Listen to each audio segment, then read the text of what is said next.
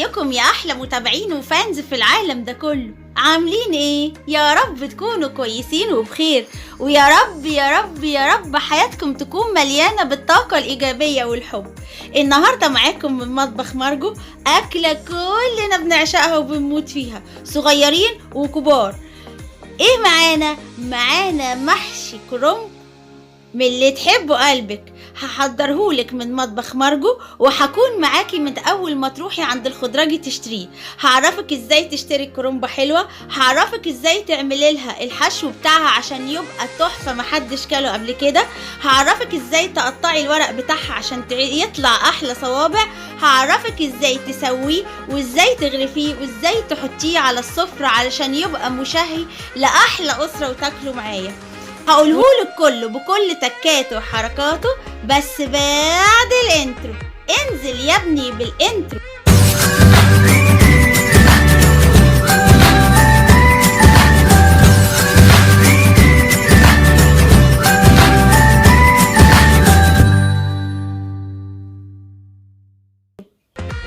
ودلوقتي معايا كرنبايه حلوه كده زي اللي انت شايفاها محطوطه على الرخامه. هروح عند الخضراجي وهحاول انقي كرنبايه تكون مش مكبوسه قوي، لما اخبط عليها كده احس صوتها بيطبل، لان الكرنبايه لما بتبقى مكبوسه قوي بتطلع مش حلوه وورقها بيتقطع اثناء السلق. قطعتها كلها زي ما انت شايفاها على الرخامه، وغسلتها بالميه الجاريه حلو جدا، وابتديت احط حله على النار واحط فيها كمية من الملح وكمية من الكمون، عشان معروف ان ورق الكرنب او محشي الكرنب بيجيب غازات في البطن. طبعا بعد ما المية غليت ابتديت انزل ورقة ورا التانية، انزلها بالمقصوصة جوه المية علشان تستوي. التكاية الاولانية انك مش لازم تسوي ورق الكرنب قوي علشان ما يتهريش معاكي في التسوية. طبعا ورقة ولا ورقة، خليكم تابعيني، هسلق كل كرنب واجيلك، ما تروحيش في حتة تانية، استنيني عشان تعملي معايا احلى محشي كرنب. هخلص كل كرنبايه سليق في الحلة بعد ما حطيت الكمون والملح، وهجيلك حالا. طبعا ايديا في الورق، بخلص ورقة ورا التانية، مش قاعدة، بنضف الدنيا وبحط الورق اللي اتسلق جوه الصفاية عشان يتصفى من اي مية فيه. في ناس بتعمل الورق وبعد ما تخلصه خالص تحطه في ميه ساقعه عشان ما يستويش تاني، لكن انا بسويه مش قوي علشان احطه في المصفى كده واستكفى. دلوقتي على الرخامه بعد ما الورق برد شويه هبتدي اخد ورقه ورقه واطلع العنق الجامد ده اللي بيبقى موجود في النص، وابتدي احط كذا ورقه فوق بعضها واقطع كل كميه على بعضها حوالي 4 صوابع جنب بعض، وارصه جنب بعضه بحيث ان انا لما اجي احشي اخد ورقه ورقه من الحاجه المقطوعه. يا اما لو عايزه تخزنيه هتخزنيه بالمنظر اللي انا بعمله، تقطعيه على شكل ورق وتحطيه في طبق فل وتحطيه في الفريزر وتطلعيه على الحشو وقت ما انت عايزه. زي ما انتوا شايفيني عماله بقطع في الورق، رصيته على جنب رصه حلوه كده علشان احطه في الطبق الفل. ودلوقتي معايا مكونات المحشي، معايا كمية من الطماطم، ومعايا بصلتين حلوين، ومعايا ملح وفلفل وكمون، وكمية الرز اللي انا هحطها. طبعا غسلت الخضرة اللي هي بقدونس وكزبرة وشبت وحطيتها على جنب.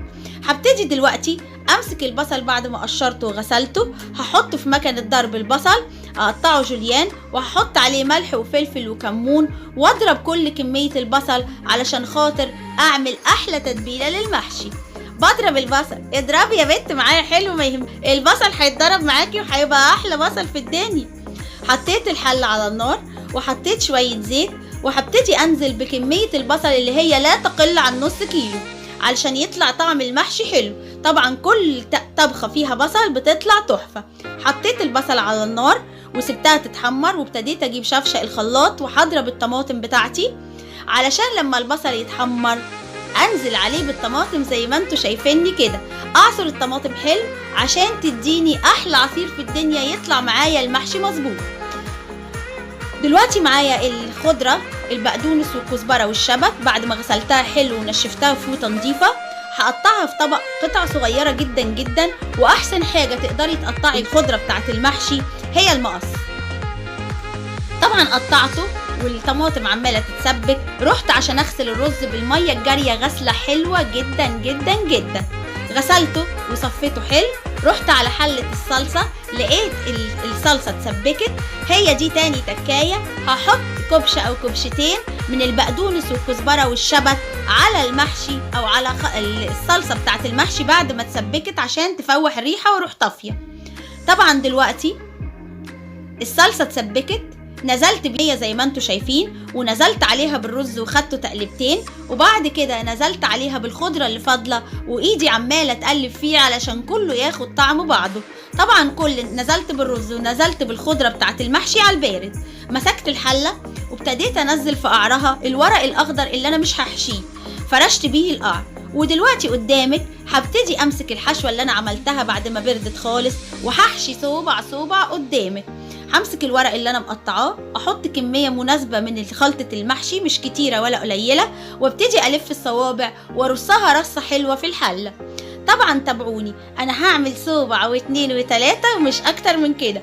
اي مبتدئ اتبعني، اديني حاطه ورقه المحشي، هحط جواها كميه مناسبه الخلطه بتاعتي وهبتدي الفها صوبع كمان. ادي الورقه، هحط كميه من الخلطه اللي انا عملتها قدامكم وهلفه لفه حلوه بحيث اتحكم فيه يطلع مظبوط.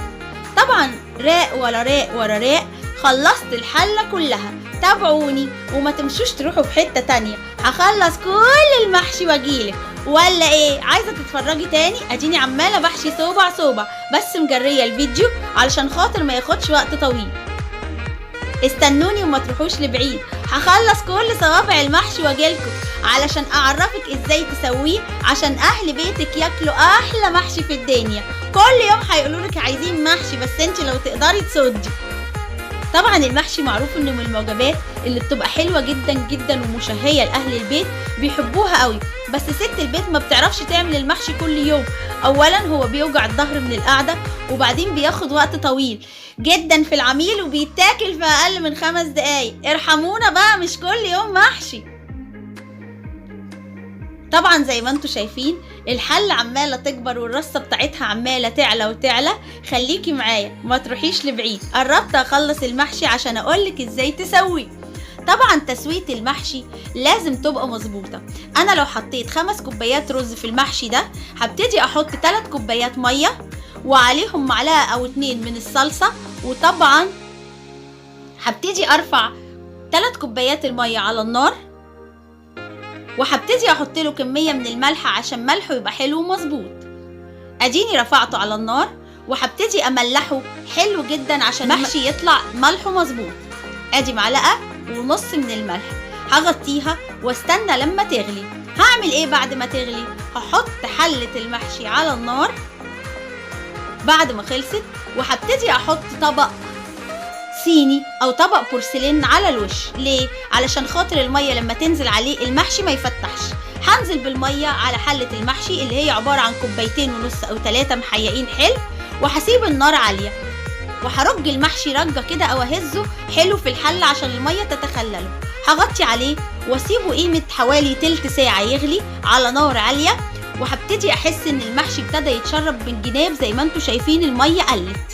ابتدي بعد كده ارفع الطبق اللي انا كنت حطاه وهوطي النار عليه لحد ما ينتهي في التشرب بتاعه. شايفين المحشي ازاي بيلمع وشكله جميل؟ طبعا الزيت اللي انا حطاه مخليه بيلمع، الصلصه اللي انا حطاها في الميه بتاعت التسويه مخليه لونه احمر وجميل. انا عايزاكوا تيجوا تشموا الريحه معايا، ريحه المحشي والخضره بتاعته تحفه. يامي يامي، عاشت ايديك يا شيف مارجو، احلى محشي ده ولا ايه؟ رفعته من على النار استوى، هبتدي اغرفه في الاطباق بتاعتي ليا ولاسرتي. طبعا زي ما انتوا شايفين شكل المحشي مشهي جدا، لازم تغرفيه بشكل حلو وتحطيه على السفرة بشكل حلو علشان العين بتاكل قبل البق.